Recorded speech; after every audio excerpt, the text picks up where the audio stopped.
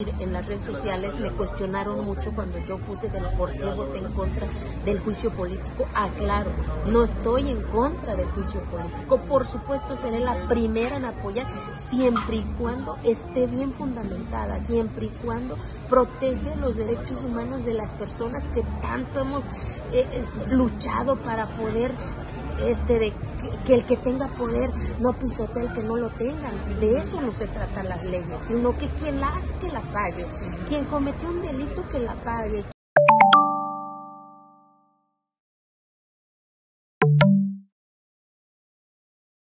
Bueno, primero, muchas gracias, Nibón, por esta posibilidad y esta oportunidad de decir y de contar a la gente del por qué mi voto. Yo siempre he sido una mujer congruente, consciente y asumo la responsabilidad de mi voto a favor o en contra. Y esta vez lo voté en contra, no por estar en contra del juicio político, que quede clarito.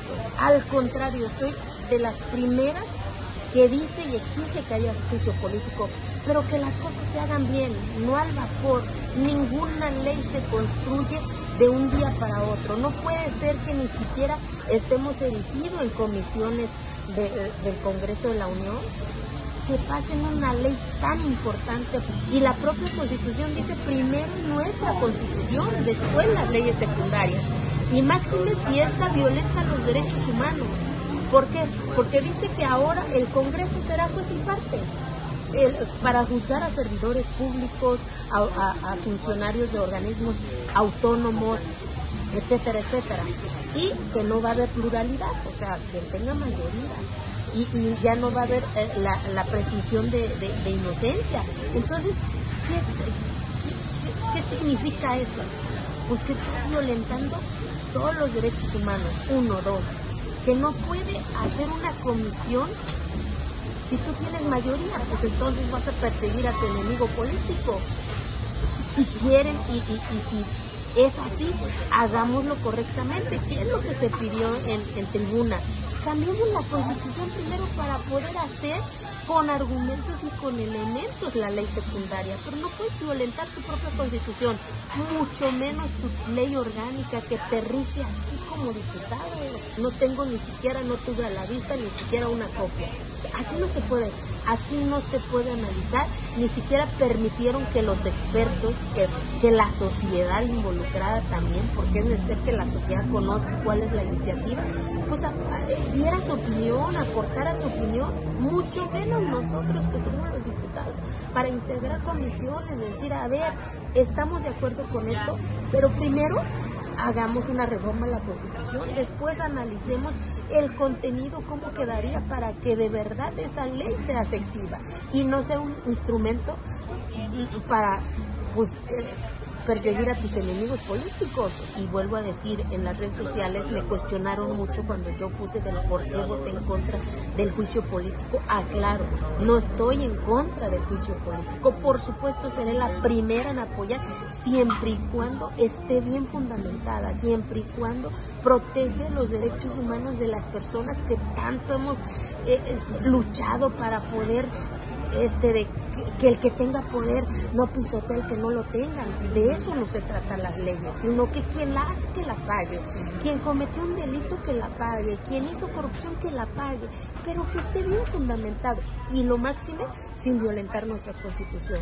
Se va a la Suprema Corte, vuelvo a decir, es un tema anticonstitucional.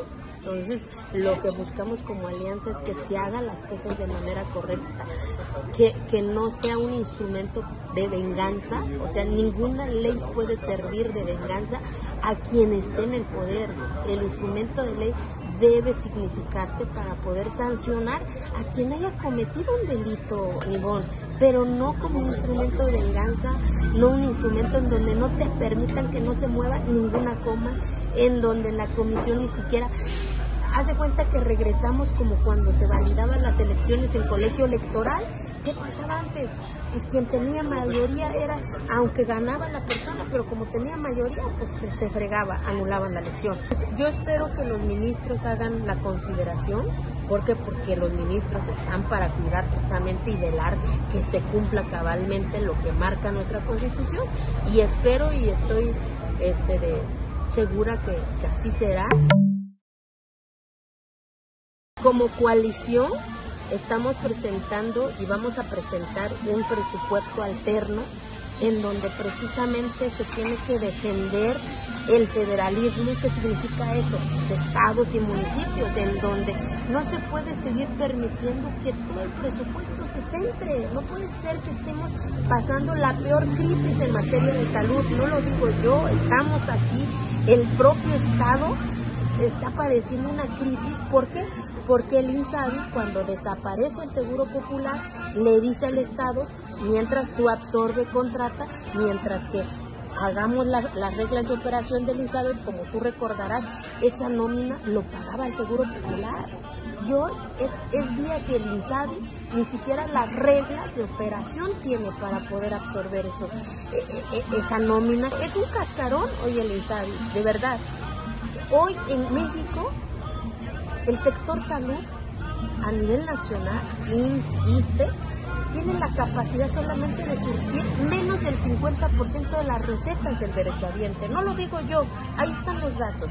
Y ni siquiera son capaces de surtir los medicamentos básicos, que es paracetamol, desenfriol. Ahí están los datos. El derechohabiente ha denunciado. Entonces, ¿por qué? Porque tienen un entramado de licitaciones, de sobreprecios. Entonces, por eso es bien importante el que hoy como coalición se va a presentar un presupuesto alterno en donde se fortalezca la autonomía de los estados y de los municipios. Este año recortaron el 20% del presupuesto a los municipios, con el riesgo de que en este presupuesto venga otro recorte a los municipios. ¿Y qué significa eso, Limón? A que vaya a haber un colapso financiero en los municipios, más en un estado como Oaxaca, que no somos un estado que recabe impuestos. No, en la mayoría de los municipios son de usos y costumbres, no hay impuesto predial, no hay derecho al agua. ¿Y qué va a pasar? A que van a obligar a los municipios a cobrar para que haya liquidez en los municipios. ¿Y eso qué significa? Pues a la ciudadanía nuevamente son los que van a fregar. O sea, por un lado te dicen que llega el programa social, bienestar, etcétera, pero por otro lado te van a estar clavando los impuestos, ¿no? De eso se trata. O sea, no nada más es un chisme, es un invento de nosotras y de nosotros, sino que hagamos reflexión de lo que significa. O sea, somos ni los peores gobiernos neoliberales, como se dice, Pemex no era subsidiado. Llevamos 3 años con este gobierno que el Estado mexicano le da dinero a Pemex, no Pemex da recursos al Estado. O sea, entonces se supone que Pemex iba a generar ingreso y hoy no está generando eso. Entonces, por eso parte de la propuesta es precisamente redireccionar ciertos rubros sin quitar y lastimar los programas sociales que ya están, Ivonne. Aunque yo he dicho que está mal, como por ejemplo el tema de los adultos mayores, que se tiene que dar a la clase que lo necesita, pero tienes que tener filtro, no puedes tratar igual pues a los que ya tienen posibilidad de salir adelante que el que no lo tiene. Pues este programa se da de manera universal, entonces no hay un filtro de esa atención diferenciada a los que sí lo necesitan y a los que no lo necesitan. Por lo tanto, no combates la pobreza real. ¿Por qué? Porque el precio del azúcar pues, va subiendo, el precio del frijol la inflación va subiendo, y entonces y el que tiene más posibilidades pues compra lo mismo y el que no, pues no. No es una propuesta, así se aprobó, así se dijo, y entonces se supone que era para construir solamente las reglas. ¿Para qué?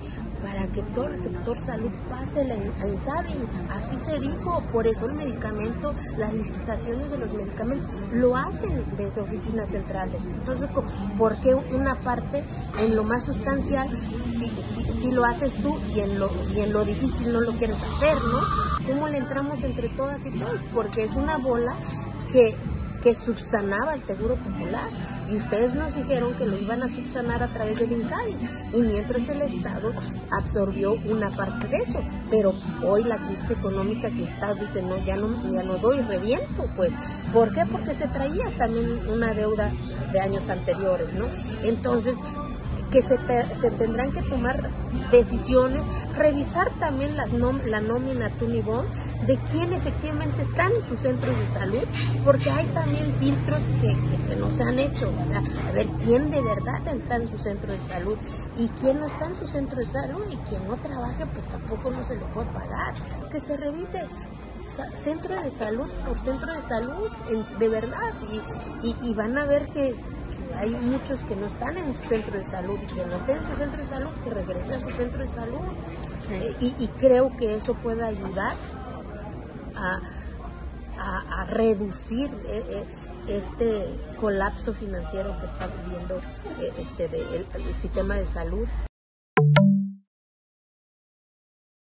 Primero, Nibón, aclarar que hoy agradezco mucho al Partido Revolucionario Institucional este abrazo y este cobijo que me han dado, y la decisión cuando se decidió sumarse a esta gran coalición, pues también sabía de las críticas que iba a haber, pero yo siempre he dicho, o sea, si hubiera yo hecho caso a las críticas de toda mi vida, pues ahorita estuviera yo con 10 chamacos ahí en Yegolani, ¿no? O sea, toda mi vida ha sido críticas, pero decidí asumir la responsabilidad porque creo que el momento que está viviendo el país merece que dé uno ese paso, con el riesgo que signifique, porque creo que hay muchos retrocesos en los derechos humanos, muchos retrocesos en la lucha histórica de las mujeres, no lo digo yo.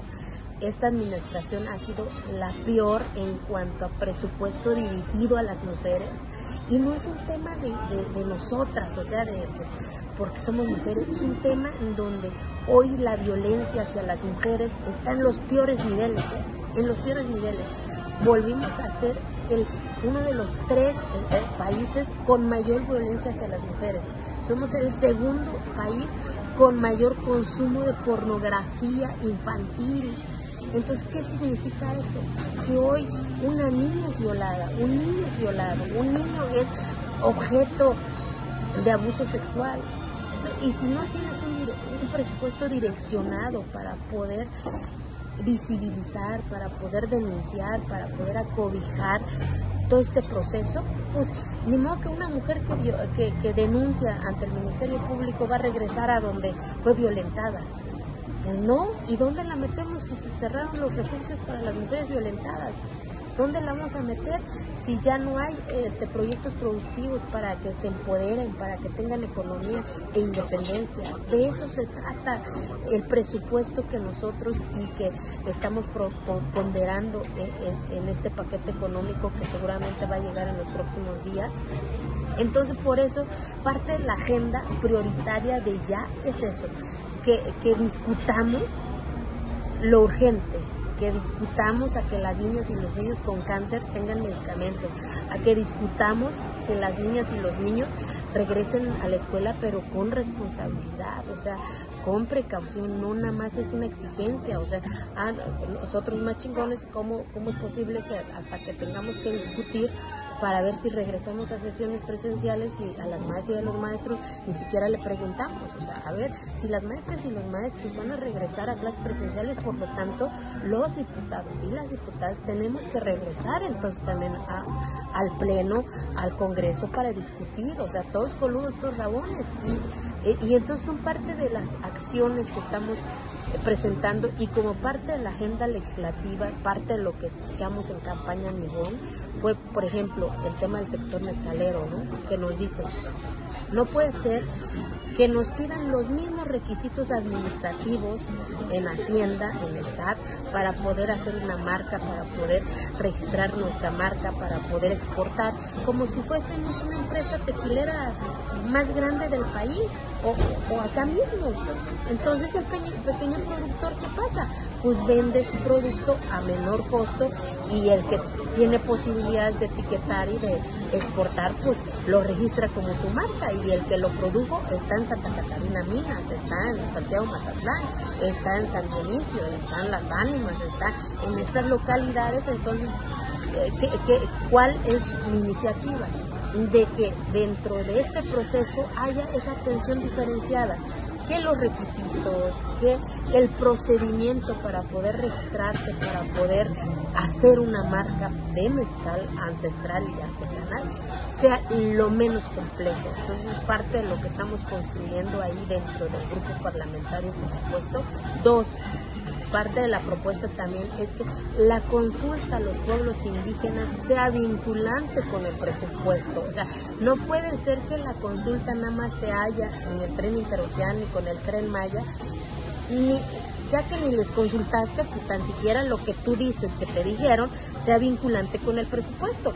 ¿Y cuál es lo que te dijeron? Pues que haya caminos, que haya luz, que haya proyectos productivos, que haya reactivación económica en su territorio. Pues entonces hagámoslo vinculante con el presupuesto, porque si no, entonces de nada sirve la consulta. Entonces parte de lo que estamos pidiendo, que la consulta a los pueblos indígenas sea vinculante con el presupuesto. Dos, que en este país sea de manera obligatoria, cuando un indígena es procesado, haya un traductor de acuerdo a su lengua, de acuerdo a su cultura, y quien no garantice ese derecho humano que debiese tener cualquier indígena, porque muchas veces la justicia es interpretada en español y no se sabe que en este país hay 68 lenguas diferentes al español. ¿Y qué pasa con un indígena que es juzgado? Pues no sabe ni qué firmó, ni qué le dijeron, ni por qué lo están juzgando, y es el que lleva 20 años en la cárcel sin iniciar su procedimiento porque no tiene un abogado, porque no tiene o ni sabe del por qué está detenido. Entonces parte de la iniciativa es que el Estado mexicano garantice ese derecho humano que debe de participar, pero a nivel federal, para que no solamente sea un beneficio en Oaxaca, sino que todo el territorio nacional, porque muchas veces muchos de nuestros paisanos son detenidos en otros estados, de verdad, y nadie le da seguimiento a estas historias, a estos casos. El segundo tema es que la ley reconozca la aportación que hacen los municipios en materia de seguridad. ¿Qué significa? El Estado mexicano tiene la responsabilidad de dar seguridad a todas y a todos. A los municipios indígenas no les dan patrulla, no les dan equipamiento. ¿Por qué? Porque dicen que son topiles. Pero sí les piden que garanticen cuando haya el pago de los programas, sí garantizan que haya seguridad cuando hay algo importante, o que den seguridad a sus municipios, o la misma comunidad da seguridad a sus municipios para que no haya asaltos, para que no haya estas maldades, digamos, pero no reconocen esa aportación del municipio. Entonces lo que yo estoy pidiendo es que parte de ese servicio comunitario se reconozca como aportación del municipio para que puedan ingresar o acceder a estos otros municipios que sí tienen los municipios de partidos políticos. Entonces son estas atenciones diferenciadas que hoy está como forma parte de la agenda legislativa para poder empoderar a las comunidades. ¿Será presentada ya en los próximos días? En estos días también voy a presentar una iniciativa derivado de la muerte de Ivonne, de mi amiga, una iniciativa que la violencia política digital también sea sancionada. ¿Por qué? Porque muchas veces se expone a una mujer más que a un hombre. Se ingresa a la vida de una mujer sin tener los elementos, sin tener los argumentos. Y mira, hoy la doctora, su único delito era ser presidenta de su comunidad, y ya no está con nosotros. Y en memoria de ella, en estos próximos días haré entrega de esta iniciativa, que es parte de esta ley, que es lo que yo estoy diciendo, que cuando se trate de feminicidio de las mujeres, los familiares no tienen por qué buscar la defensa jurídica si tú eres la víctima. No puedes, en este país, si no contratas a un abogado, no se mueve ni una coma para buscar justicia. Cuando el Estado mexicano, cuando la fiscalía, porque se supone que el fiscal, cuando se lanza la convocatoria, pues alza la mano y dice: yo quiero ser fiscal. O sea, ¿qué se convierte el fiscal? En tu abogado de las y de los oaxaqueños. Y la fiscalía tiene que generar los instrumentos para ser el investigador, para que esa justicia se dé. Pero no, Y entonces lo que yo estoy poniendo es que también el Estado mexicano garantice ese derecho a las y a los familiares de una mujer que fue acribillada y se convierte en el tema de feminicidio. 2, un padrón de las niñas y de los niños que quedan en la orfandad, porque después de la muerte de una madre, nadie habla ya de los niños, nadie habla de su dolor, nadie habla de su educación, ¿quién se hace responsable? Imagínate que si no tienen familiares, si no tienen abuelos, si no tienen tíos, ¿quién se hace responsable? Nadie habla de ese padrón. Entonces hablemos también de un padrón de las niñas y de los niños que quedan en la orfandad. Parte de lo que yo hoy estoy pidiendo, que de manera cruel ya arrebataron tu mamá y que quedes a la deriva. Entonces parte de esta iniciativa forman parte de la exigencia de un padrón, que el Estado mexicano también se haga responsable de estas niñas y de estos niños, no solamente de Ivonne, son muchos y muchas niñas, son muchos niños que están a la deriva, y que el Estado mexicano también se haga cargo de hacer justicia, que no es necesario que los familiares tengan que contratar abogados, y si no tienen esa posibilidad, y por eso se convierte en expediente. Ahí está el bulto. En estadística. En estadística. O sea, ni aún así, ni bueno. O sea, es fecha que el fiscal no se ha pronunciado cómo va el caso. Es fecha que se supone que dijo el presidente en una mañanera que ya había dos autores materiales. Es fecha que hasta esta fecha no se ha pronunciado el fiscal. Ojalá que lo haga. No a mí, sino que en memoria de la doctora y de muchas, porque hay un niño que está esperando que le demos una respuesta como sociedad. ¿Qué le pasó a su mamá? Un niño de 10 años.